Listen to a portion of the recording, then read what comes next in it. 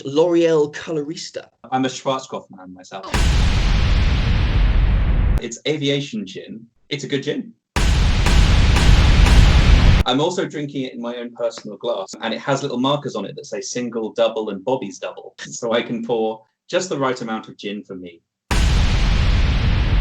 Brilliant.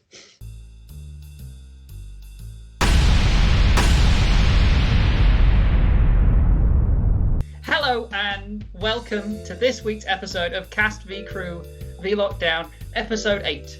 That's right, we've done this for 8 weeks straight. Woo!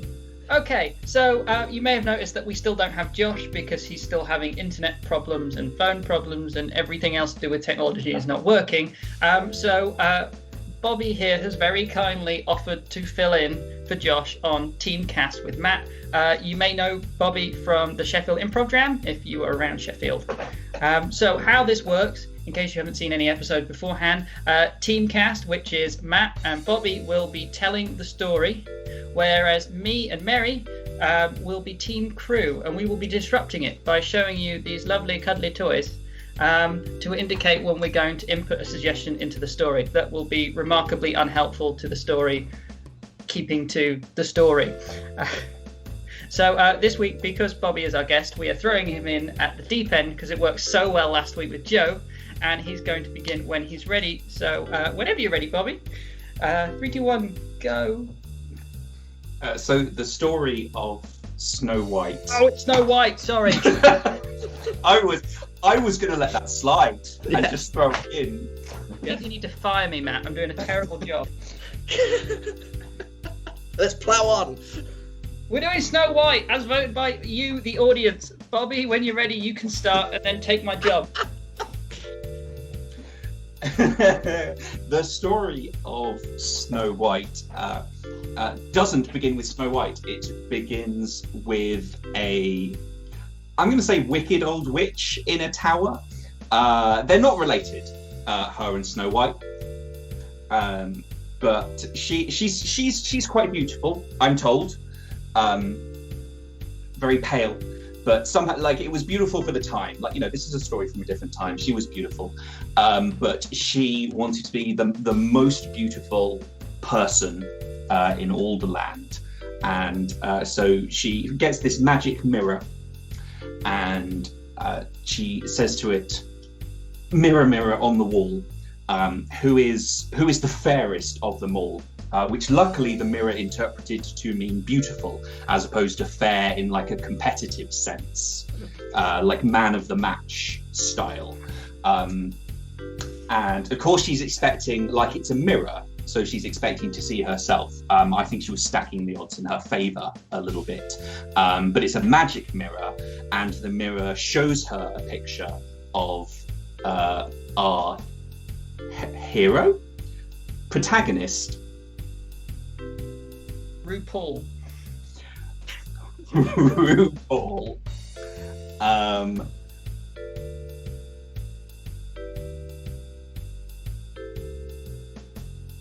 Looking absolutely like I mean, we all knew it was RuPaul that was coming because we've all seen the story before, and so, like, there's no way you beat RuPaul when it comes to who is the most beautiful person in the land. Mainly because, like, on a normal day they might have been about even, but here it was. He's gone. I'm so glad we were interrupted because I forgot I should hand over to you, Matt. It is not a problem. You were infatuated with RuPaul. I thought, I'm going to let him have this moment. So, an image of RuPaul swam into focus on the mirror in front of this witch, which was not only a very beautiful witch, but also insanely jealous and also a witch. So, this witch immediately began to formulate a plot to have RuPaul brutally murdered, so reinstate the witch at her rightful place as the fairest, most beautiful in the land. Now, naturally, when one wants someone killed in fairy tale land, the first person one goes to is a huntsman. So the witch went over to her Rolodex and gave the best huntsman she had a call.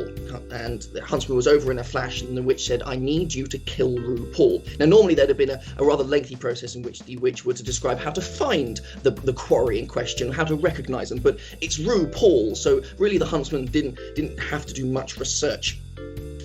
The huntsman went off on his way and tracked down RuPaul. Now, the witch had given the huntsman strict instructions that upon murdering RuPaul, the huntsman should return to the witch with their wig. With their wig, as obviously as proof that the deed had been done. Because apparently magic mirrors are very expensive to run, so she couldn't just ask it again. And to be fair, not check that she was maybe like third or fourth. It was incredibly arrogant of her to just assume she was automatically second, and there was only one person than her fair in all the land. Anyway, the huntsman, who's not that bad of a looker himself. Everyone in this land is actually like a solid 7, at least. Which you think would skew the average, but it doesn't. Anyway, he heads out into the city to try and find and track down RuPaul, and he finds out that RuPaul has recently given up presenting RuPaul's Drag Race, and has decided to just take all the money and move in with just a bunch of other men. As you are wont to do. I'm almost certain RuPaul is married, but polyamory. And to find out how many men, I've got some dice. She has moved in with 20 new men, of which her husband is one. So there's 19 other men, all of whom obviously stunningly good lookers. As well, but they are, all just mingling around, and the huntsman's sort of eyeing up the kill.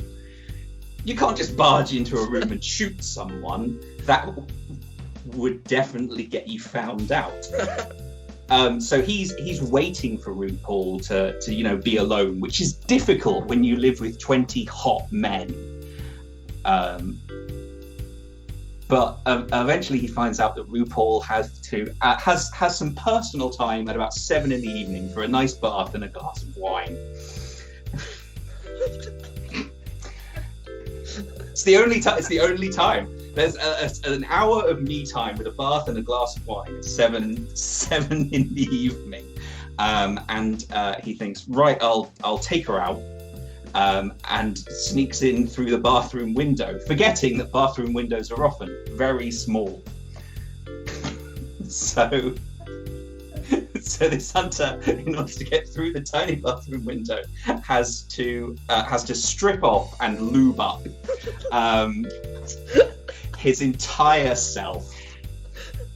Now, picture this from RuPaul's point of view: in a big bubble bath with a glass of red wine, and a solid 7 out of 10 slides in through the window. It's just up there to the right, just above the bath.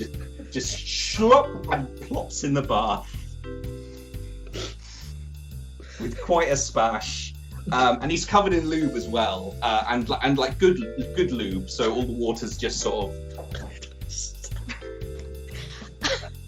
And he's wielding a large lump of rock salt. So, to recap, a 7 out of 10 with all the friction coefficient of a damp seal slithers through the bathroom window and swan dives into RuPaul's bubble bath, clutching nothing but a large stick of raw salt, with as much of a look of vengeance and murder in their eyes as one can have in that position. Surfaces, wearing suddenly a bubble bath top hat, and brandishing this stick of rock salt, and stares RuPaul in the face. And RuPaul naturally, as one would in this situation, offers a glass of wine, which the huntsman obviously accepts, being a polite gentleman when he's not murdering people. And what follows is what can only be described as one of the most pleasant and most human and really most emotionally interactive evenings of the huntsman's life. They share a bubble bath and a bottle of wine. They connect. They have a wonderful time. And at the end of it all, I mean, the huntsman's just forgotten about his rock salt. That's on the side with the loofah. He finds he cannot bring himself to murder RuPaul, and so finds that at the end of the evening, when he's let out the front door, he did offer to go back through the bathroom window, but at that point the bath had dried up, the lube had dried up, and really there was no hope in hell he was going to get back out of it. He was let back out the front door with an invitation to come back at any time, because when you have 20 hot men, what's a 21st? And he went off on his way, and on the way back to the witch, obviously realizing he didn't have a wig. So he was going to have to fashion one or get one from the natural world around him. He was a bushcraft man, and so could easily fashion a wig from raw tufts of fur from squirrels and feathers from pigeons and a vine and an instruction manual from Bear Grylls. So he journeyed back to the witch and said, "Witch, I have killed RuPaul." And the witch said, "Very good, show me her wig." And this was produced. She went, "That is more downy than I imagined it would be." And said, "Well, they always are," says the huntsman. And then the huntsman disappears. And the witch at this point is a little confused, a little skeptical. And remembering the strangely meta plot point that was brought up earlier, she decides to ask her mirror to see whether or not she is indeed the fairest in the land. She says, "Mirror, mirror on the wall, who's the fairest and most beautiful in the land?" And once again the mirror shimmers and shines, and an image of RuPaul pops into view. The witch is obviously incensed with rage and decides, well, if you want a job doing, well, then you have to do it yourself. And she disguises herself as a drag race superfan. As a drag race superfan. Now, it's not the best disguise. Like, she's got by on her looks for a lot of years. And so, is not used to having... She's very naturally beautiful, not used to having to put on, outfits that show everything off and a lot of makeup. And so it's very low quality, shall we say. But she knows where Snow White and the 20 hot men live. Who? Who? What? Snow White, did you say? Yeah. RuPaul. God. She's playing Snow White in this year's pantomime. Oh, of course. Weirdly. But she knows where RuPaul lives. It's there's an entire half an hour middle section of this show where we get the meta narrative of her being in a play of Snow White, but that's for another time. She knows where RuPaul lives. And she just rocks up. She's all charisma. Rocks up to the door, knocks on it, expecting to basically just go in and shank RuPaul with a dagger hidden in her absurd wig. But of course the door opens, and standing in front of this evil witch is 17 hot men. 2 of them are having their own separate date, because it's important for everyone in the relationship to get to know each other personally as well. So there's 17 hot men and RuPaul at the back on a throne, as is her wont. And the witch is like, okay, this is a bit more than I bargained for, but I'm going to give it a try. Sort of sweet talks her way past 17 gay or bisexual men up to RuPaul, and is getting ready to shank her. But several of the 17 men left in the house in this relationship are actually bodyguards. It obviously makes sense that you go from bodyguard, you get to know your client, enter into a relationship, and they spot the dagger and they just lunge at this witch, take her down quite easily, hurl away the dagger, and she is not just killed there, because that would be not the done thing. They chase her out the house with a broom.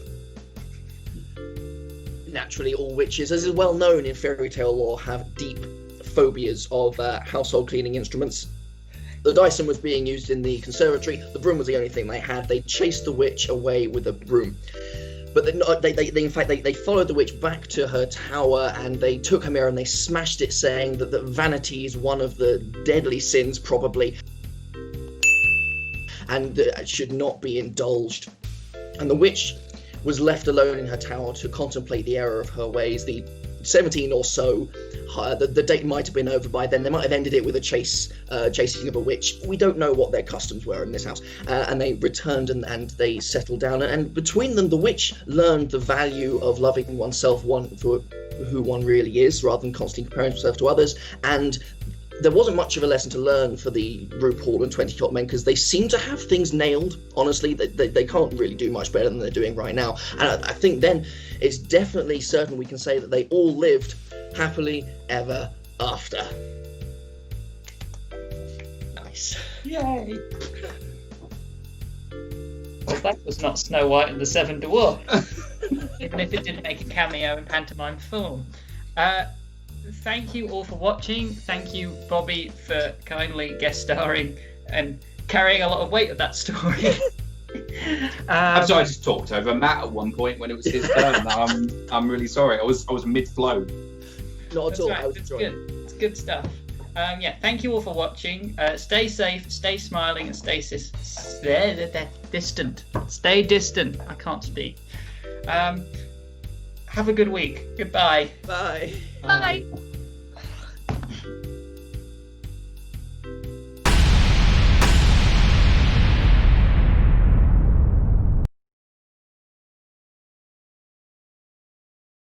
Several members of Stürike are running or are guests on the Noid Culture podcast, which is a nerd culture podcast set in an alternate reality. And it's good fun. And I mean, eventually when we're all allowed out of our homes to see more than one parent at a time, I will be alongside Alex running the Sheffield Improv Jam, the Sheffield Improv drop-in sessions, and all that jazz. So when all this is over, come do some improv with me, because Lord knows I'm rusty.